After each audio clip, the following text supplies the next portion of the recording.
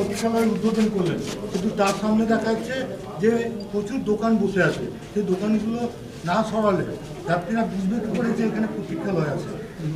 Arrow দিয়ে দেখিয়ে দেবে, এখানে এখানে এখানে এখানে অ্যারো দিয়ে দেখাবে। না, আমি বলেছি বাস স্ট্যান্ডের সামনে যে সমস্ত দোকান আছে তাদেরকে নোটিশ করা হবে এবং সামনের জায়গাটা ক্লিয়ার করার জন্য অনুরোধ করা আছে।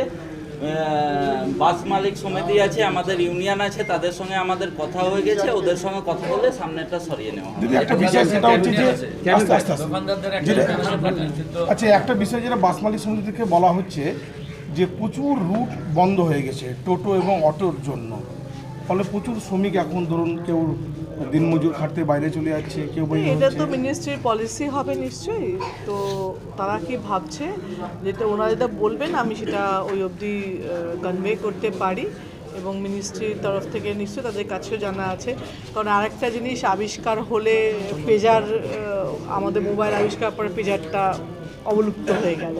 তো প্রত্যেকটা সময় আগে কিছু হলে পরেরটা কমে আসে, এটা স্বাভাবিক।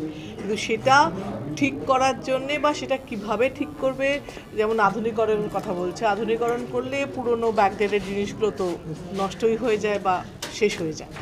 তো সেখানেই সেইভাবে কথা বলতে হবে, মিনিস্টারের সঙ্গে কথা বলে দেখবো যে উনি কী ভাবছেন বা বাস রুটের ব্যাপার কী হয়েছে। সত্যি তো এখন অটো হয়ে গেলে বাস হয়েছে, তারপরে লোকদের পয়সাও হয়ে গেছে, গাড়িও হয়ে গেছে, টু হুইলার হয়ে গেছে বহু লোকের কাছে।